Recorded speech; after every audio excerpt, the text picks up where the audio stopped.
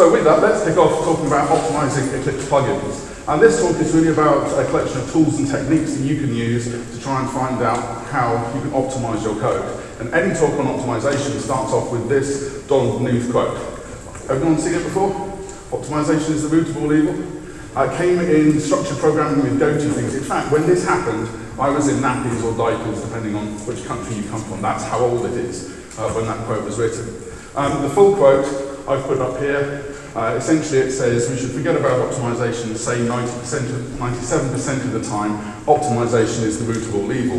What most people forget with this quote is the subsequent paragraph, which says, but we should not pass up our opportunities in that critical 3%. So people use this as an excuse not to do any optimization. What this says is you should optimize, but only in the bits that you know are going to benefit from having those optimizations in place. So what do we talk about when we talk about optimization? We can mean a number of things. We can mean whether we're optimizing the CPU usage, whether we're optimizing to reduce the amount of memory that's going to be inside, whether we're talking about the code size, either in terms of the source code for maintainability, which is what we do when we get rid of deprecated methods, or in terms of the compiled bytecode output, or we could be talking about latency, either in terms of networking or responsiveness in terms of the user interface. A good way of finding out where things need to be focused is the use method, which was popularized by Brendan Gray. And he said, what you need to do is find out, is your system being maximally utilized? If it's not being maximally utilized, why is it not being maximally utilized? If there's problems with saturation, where are you taking the time? Is it I/O bound? Is it network bound? Is it code loaded bound, and so on? So I'm going to kick off talking about a first tool in here of something called Flight Recorder. Flight Recorder was added in Oracle JDK as a means of being able to source events from a running JVM to give you an idea of what's happening under the covers. And there's another talk later on this afternoon which goes into flight recording. It's called Performance Optimizations on a Budget by Tobias. So you can find out some more about that. But the way that you turn Flight Recorder on is when you use unlock commercial features and then the Flight Recorder option, and then it can start generating outputs and writing it out to a JFR file. And what it writes out is configured by the profile or the settings, which is this JFC file. It's kind of like how you would configure logging, whether you want info enabled or debug enabled, but a little bit more fine-grained from that. And the way that you look at those logs is by using something called Java Mission Control. Java Mission Control is an Eclipse RCP application. It's shipped with the Oracle JDK, and you can use this as a plugin if you go to the update site. And what this will allow you to do is read the JFR files that you've captured from a running JVM, and then be able to display and work out what happens in the events afterwards. You can run this from your command line if you run JMC, and it will pop up a graphical user interface that looks a little bit like this. First thing it shows you, nice little pretty graphics with some numbers that go up and down to say how busy your CPU is, how busy your memory is, and so on. And there's a high watermark that will reset periodically so that you can see what the maximum thing that you're using is. There's some tabs along the bottom, so you can go into the MBeam browser and you'll see a collection of MBeams that's supported. It's also possible to use OSGI to print out the MBeams inside a runtime as well using Apache Aries JMX. And you can find out both read-only data, such as the amount of memory, and then there are some flags that you can change for MBeams as well, like in this case Verbo is false, you can toggle that to true. This is the same kind of MBeam browser that you get in tools like JConsole, but JMC is going to be probably the more focused tool that Oracle looks at it going forwards, if only because Flight Recorder is part of their commercial offering.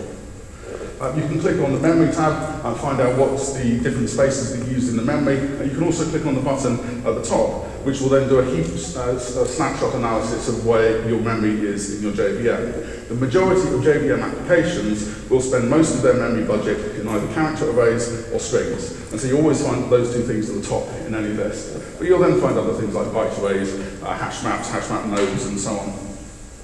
You can have a look at what the thread's doing inside your runtime. You can get a snapshot of where the threads are, what they're running, how many you've got, and so on. It's quite useful if you are just detecting a running application and you want to see what's going on. And then the last thing is there's these diagnostic commands that you can run to either trigger a GC, to do a task histogram, to do a dump, to start or stop JF flight recording, and so on. And that's actually a nice GUI way of looking at it, but you can also do the same thing on the command line with JCMD. So if you run JCMD, it will give you a list of all the running JVMs on your local machine. JCMD followed by the PID, 1234. Help will then give you a list of commands that that particular JVM understands. Ones I find are quite useful, gc.run if you want to see what the effect of doing system.gc is, gc heap dump if you want to capture an hprof file, It's one of the easier ways of getting a memory dump of your system. The class histogram is useful because it gives you that same information that you saw in the GUI with the car arrays and strings, but in a textual form that you can then process with SED or grep or whatever else you like to use. So how do we play with Flight Recorder then? Well, there's an option, Start Flight Recording, which basically says enable Flight Recorder and then keep going. And what you can pass in there is the settings that you're going to use. You can either have the default or profile, both of which come with the JDK, or you can specify your own JFC file. JFC files, an XML file, hey, it's enterprising, and where you're going to write the output to. There's some other options that you can put on there as well, such as dump on exit. In other words, when the JVM terminates, you want to take a snapshot at that point. That's a very useful one if you've got short-lived Java programs and you want to capture the entire state. Or you can say, I only want to capture 10 seconds worth of recordings, which if you're dealing with a high-volume network processing server is quite useful because then you can capture that 10 minutes during a busy period of the day. And you can also have a delay on there as well. So in the case I'm going to be showing here, I'm going to use these flags to be able to find out what happens at Eclipse startup. But bear in mind, the longer JVM runs, the more of the code is going to be compiled with a JIT, and therefore you'll get different behavior the later on that you leave an application. So these files here come from the Java installed settings in Java Home, JRE lib JMC, and you can find out what settings those enable by going into the default or the profile settings. So when you open up a flight recorder, we can edit this XML file by using the flight recorder template manager. And if you install it into Eclipse, that'll turn as a view window option that you can open. If you're running JMC, you'll find it in the view menu as well. And you can then import either of these standard files, or you can create a new one, or you can edit it. In this particular case, what I'm going to do is I'm going to capture thread dumps every 10 milliseconds, and I'm going to capture information about what's happening under the covers. This will generate an XML file that looks something like this. It's not particularly readable. Hey, it is XML after all. But inside here, we've got a couple of event paths. So the notion is that all of the events that get sent out are kind of separated by slash events, and they're kind of grouped together. So if you wanted to, you can turn on all of the VM events, or you can turn on all of the class loading events, all of the memory events, or all of the OS events, just by filtering on that path. And the nice thing about JMC is that if you're not using any of these, then you really don't pay any performance penalty when the application is running. So if we captured the startup of an Eclipse application, we might get a JFR file that we can open in Mission Control that looks a little bit like this.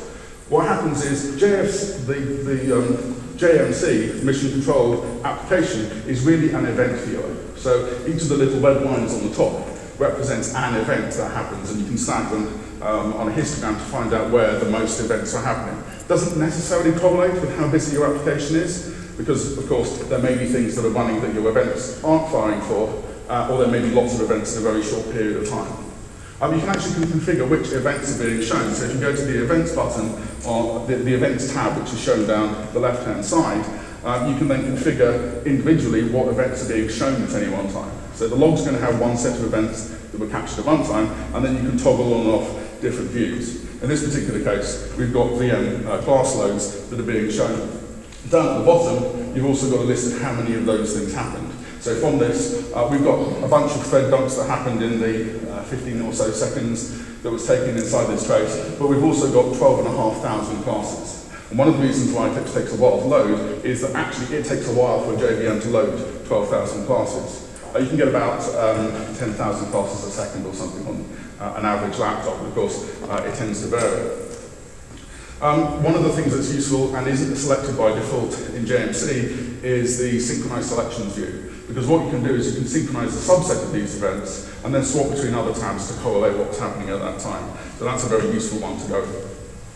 We can switch to the CPU tab to find out what the CPU utilization of this application is starting up. And it's not particularly high.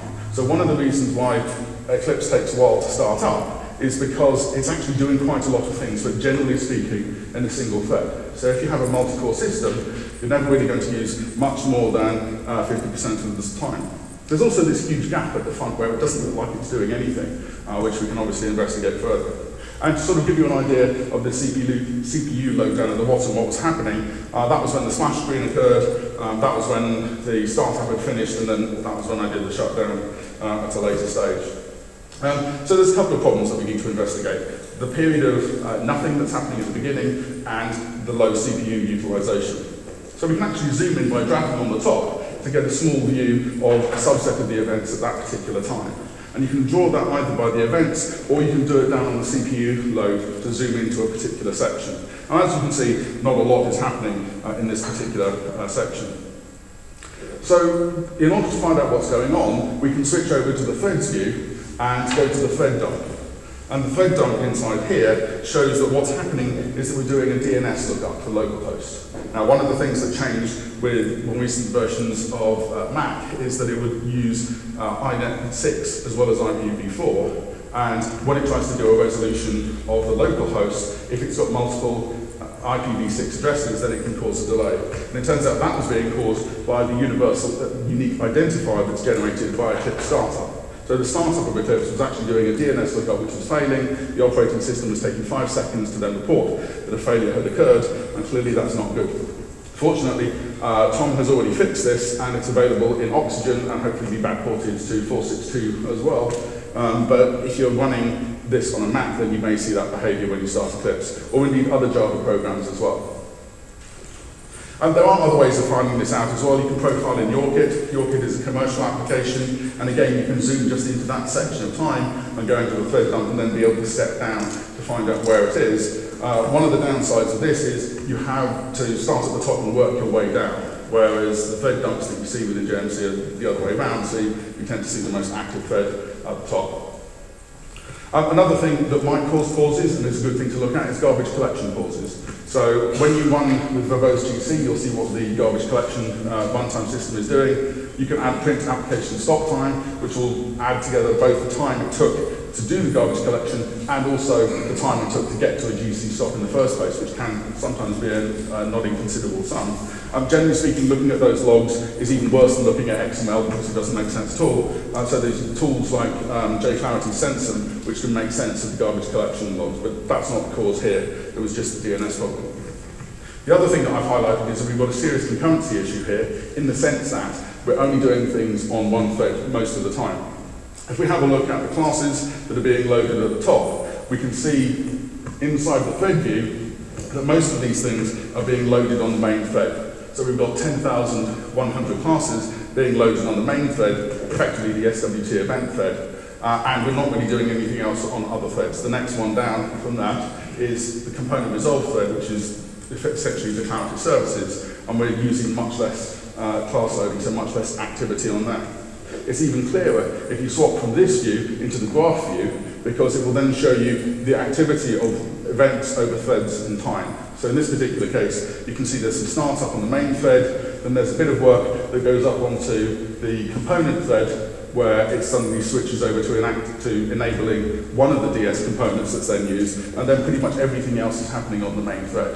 So all of the classes that are being loaded are happening in a single threaded viewpoint, and so if you're running on a CPU, on a system that's got 2 CPUs, you're only ever going to see 50% utilization of your application. So we've seen a few problems by just having a quick look at that.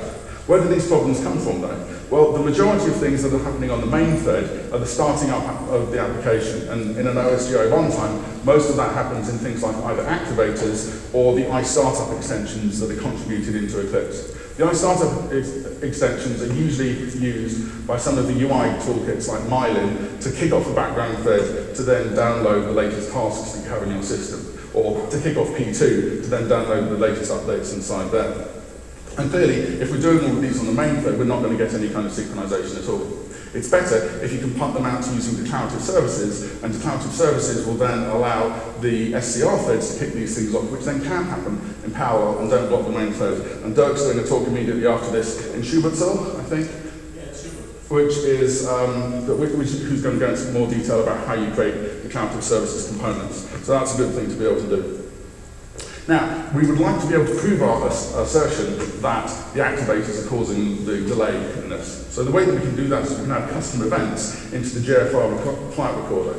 And the custom event is something which gets fired, so you add code inside your runtime to essentially annotate what's happening. It will fire an event when something starts, with a begin, you do some processing, and then you can do an end, and then commit afterwards. And the code for this is in the appendix, because it didn't fit in the time that I had available.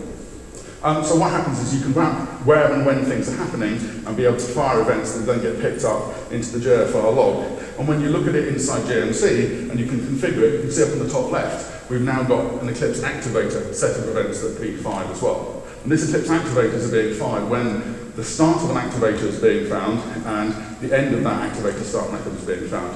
And it doesn't sound like it's that lot, but actually there's quite a lot of pass loading that happens within that time frame. So we've got our DNS pause that we already know about and see. We've got a whole bunch of events inside here with a strange gap that's happening, which is taking up not a considerable amount of time. And then, of course, our shutdown starts to happen around here, so we're not really worried about it. But what's this gap doing inside here? Well, again, we can zoom in on that as we did before, and then we can switch into the thread dumps and find out what's happening. And it turns out that if you look at the thread dumps, then what's happening inside here is that we're doing a lot of communication with the Objective-C runtime on the map in this particular case, and it's doing a bunch of workspace initialized fonts. So roughly speaking, for those in the back so you can see, we're doing workspace initialized fonts, which in turn is calling the font registry to get hold of the font data, which is then calling device.get font list, which is then doing things up. And it actually is taking half a second to preload 22 fonts from the operating system into the running Eclipse instance. Now clearly that's bad, there's more investigation that we can do to be able to find out if there's any way of optimizing that, making it run faster, perhaps producing less fonts. Unfortunately, because this is all SWT stuff, it needs to happen on the main thread, so we need to find a way of fixing that problem, and that's an outstanding issue that we can perhaps solve later. But what's interesting though is how we deal with our activators. So if we go into our Events tab, and at the top left, we can select what activators events are being fired by the JFR. We can then see where we're spending our time. And so if you look down here, you can see what we're saying is we can sort all of these tables like you might expect. We can sort on the duration and find out that PDE is taking up something like 283 milliseconds to be able to start up. And that's something I've written about before, and I think Lars has mentioned that as well. And it sounds like we found a smoking gun. It sounds like PDE is the root of all evil. Some people might argue that anyway, but PDE, and I like PDE, but PDE looks like it's causing the problem here. But is that really the case? Well, what we can do is we can take the data that we're getting from the Eclipse activator and merge it in with the classes that are being loaded to find out. We've also got a way of saying what else is happening in this time as well. So Java Mission Control has got a way of dealing with an operative set. So we've kind of highlighted at the top what looks like at eye level appears to be the set of correlated events. But we can actually right-click on the specific event here, the activator start, and do operative set selection. So in other words, zoom into just this one event, and then we can go to add concurrent, which will then add all of the events that happened at the same time. And because the activator's got a start and an end, and it knows all of the events that it's got to fit in that space, then you end up with a blue selection at the top, which is just the events that were happening when PDE was firing. And that allows us to then step further to see what's going on. And in actual fact, what we see is that the Eclipse activator for, in this case, PDE, is then hitting a class load. We can see what that class load is by going into the event attributes down at the bottom. We can see that class load is triggering another activator. That activator is then triggering another class load. That class load is triggering another activator. And actually, it's this cascade effect that's causing PDE to take so long to start up. Because as you can see as you go down, there's a smaller and smaller amount of time that each one of these things takes. And if we go down into the event attributes field down here, you can see that we've actually got PDE Get Preference Manager, which is the first class that's being able to trigger this out. So we've kind of found a smoking gun. PDE is taking a long time to start up because it's then taking a while to talk to some of the other platforms, other classes to be able to start up as well. But in all honesty, a text-based table is not a great way of being able to visualize that. And so we can use something else instead called flame graphs. Flame graphs are a technique invented by Brendan Gregg for trying to explain what's happening to a system. And the idea of a flame graph is that you coalesce all of your events together so that it no longer has any relevance with the absolute start and end time, but you merge things together so that things that are happening get added into width bars. So if something took a very short amount of time in total, it gets a very narrow bar. And if something took a huge amount of time, then it'll get a very wide bar. And what Brendan Gregg's flame graph takes is a file that looks something like this, whereby you have a line, possibly with semicolons, to indicate the various things that are happening at the same time, and then a number. And this number in this particular case happens to be the amount of time it took, but it could be other things as well. It could be the number of calls, it could be the amount of memory that gets used. It's kind of what you want it to mean in this particular case. And then you can use Brendan's file graph to be able to convert that into an scalable vector graphic file, which most browsers can then show directly. But it'll also add some interactivity as well, in terms of being able to step through. So the left to right order is unimportant in this flame graph. The key thing is the width, or the relative width between things, and then things that are happening concurrently go up and above.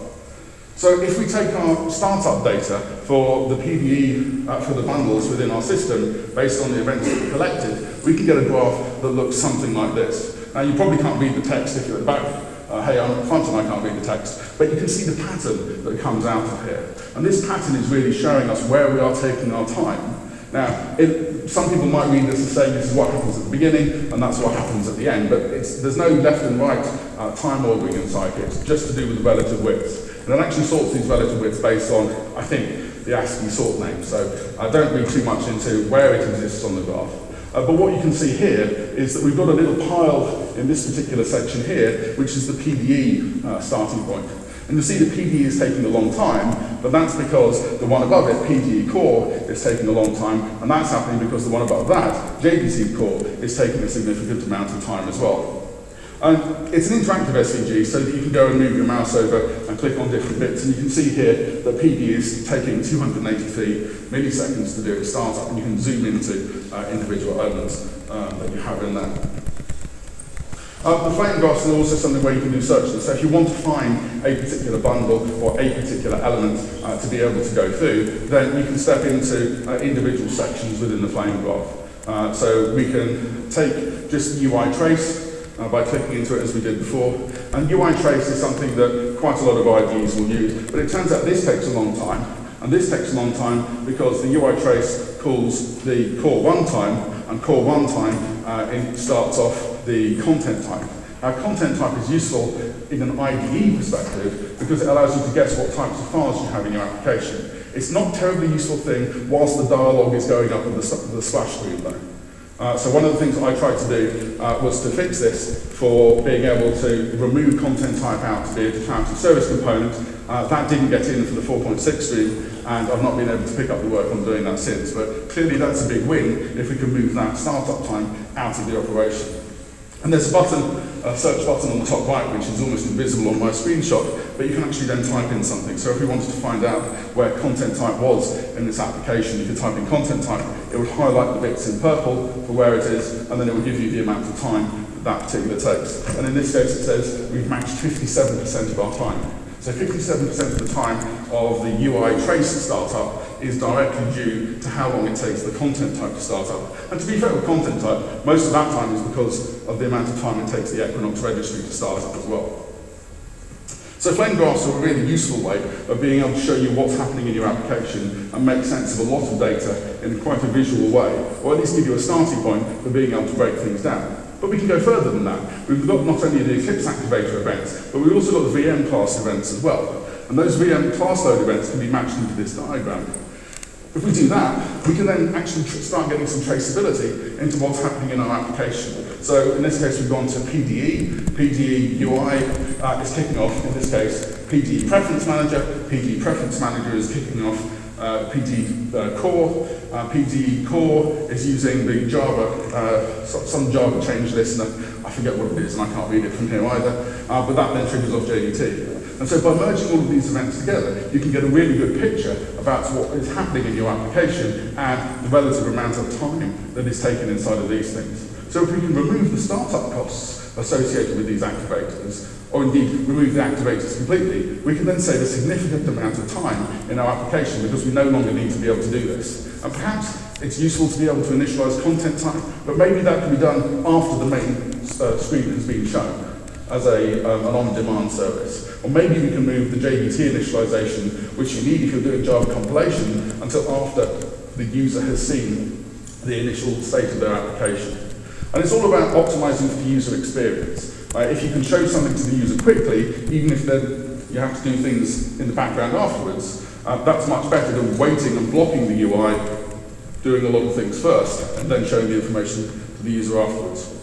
So some of the plugin optimizations that I recommend that you go for, essentially get rid of bundle activators.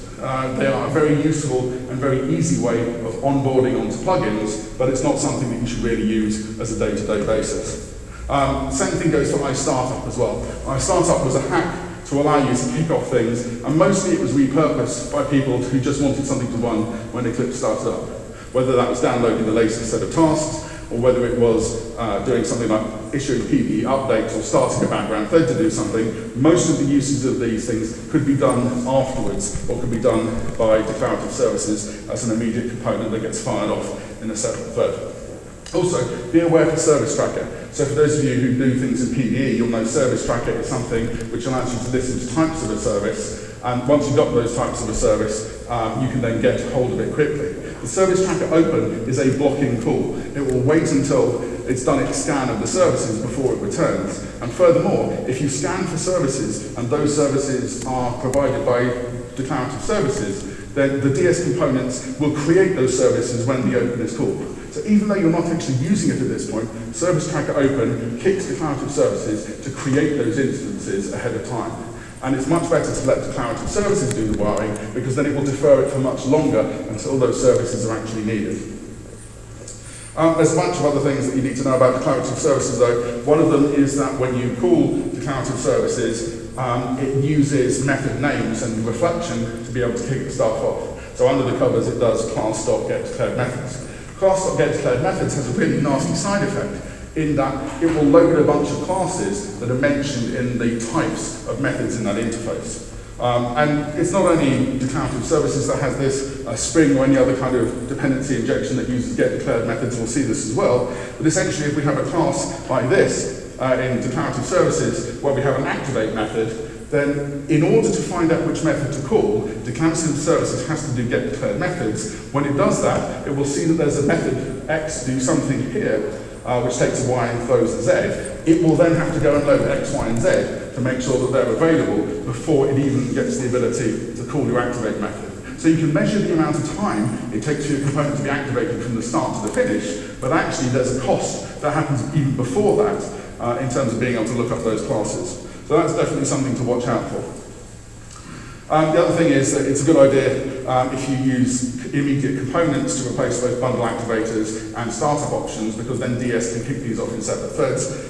PD now has the ability to deal with component services 1.2, which you can pick up and again go and see Dirk's talk if you want to know more about that.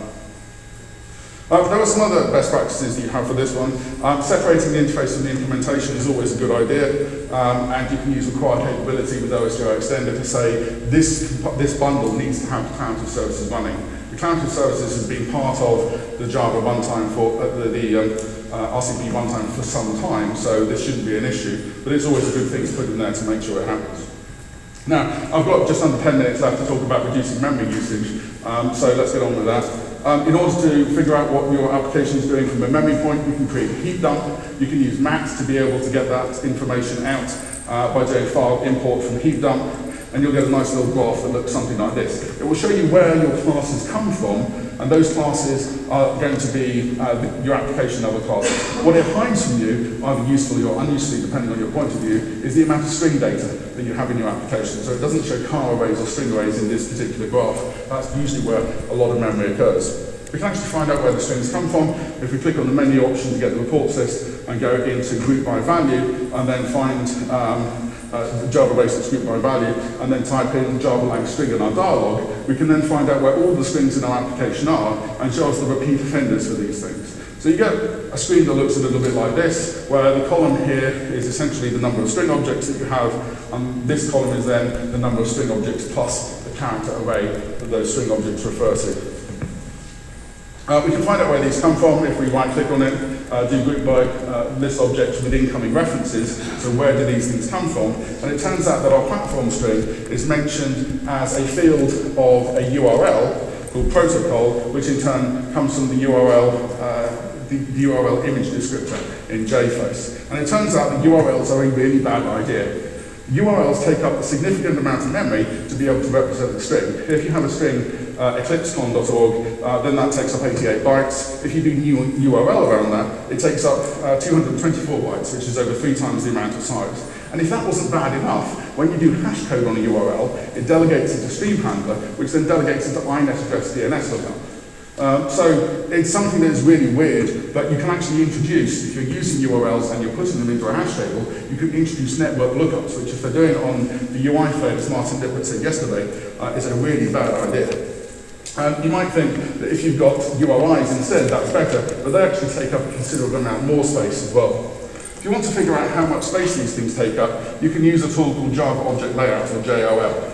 And when you run JOL on internals of Java-like string, it will show you that you've got 12 bytes of header, 4 bytes of character array, and then 4 bytes of a length, which means 24 bytes for the string object. But of course, you've got to factor in how much the string takes up as well.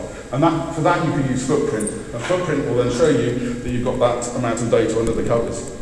If you want to find something that doesn't have a sensible default constructor, or where you want to do something with a certain set of data, then you can create a wrapper class. And inside that wrapper class, have a default constructor that sets up your object under test. In this case, new URI with EclipseCon inside there, and then you can do a footprint on that.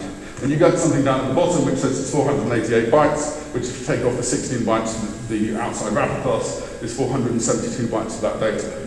Much easier just to use the string rather than using the URL if all you want to do is to be able to store something and then maybe once or twice be able to look up and get the data from it. If you've got URLs, then you can put them into some sort of cache in order to be able to use that as well. Primitive numbers, this is a bad thing as well. These constructors are going away in Java, well not going away, they're going to be deprecated in Java 1.9. And there's still a bunch of those that exist within the runtime. I actually wrote a Java agent which uses a transform to show where all of these things are at runtime, and I'll make that available afterwards as well. The GC inside Java, though, is really tailored towards short-lived objects. So the way generational GC works is that you've got a young generation, which is Eden, and a couple of survivor spaces, and then the tenured or main level of heap. Objects get created in Eden and then bounce backwards and forwards between these survivor spaces until they go into the tenured space. And what the Java virtual runtime is very good at is optimizing out short-lived objects. So if you have very short-lived objects, it's much better than them ending up in the tenured space and then going away. But there's also the permgen. Now the permgen went away in Java 1.8, and we've got something called metaspace that happens afterwards. And you can see what the state of this is by using JVisualVM, which comes with your Java runtime. And JVisualVM, if you install the Visual GC plugin, will give you a nice graph of where all of these spaces are, so you know what's going on. And if you see this nice sawtooth curve in Eden without corresponding wires in the survivor spaces, then you know you're getting rid of the garbage collection objects easily. So that's the young generation column, the old generation column, and the permanent gen stuff with some GCs that are running over here as well. Now G1 changed things a little bit. What happened with GC was they organised the spaces in a little bit different way, and you can return some unused space back to the client. But the G1 GC has also got a benefit for strings, because as we've talked about before, we've got a certain amount of space taken up for 24 bytes worth of the string, and then we've got a certain amount of space taken up for the character array for that string as well. Now it turns out that if you've only got one string inside there, it's not too bad because you've got the string and the character array, but if you've got lots of strings with the same thing inside, then it can take up a certain amount of space, because each one of those then has a character array associated with it. And in this particular case, all of this data together has 288 bytes. But if we use the G1 GC and we use the string deduplication, what happens is it repoints all of these characters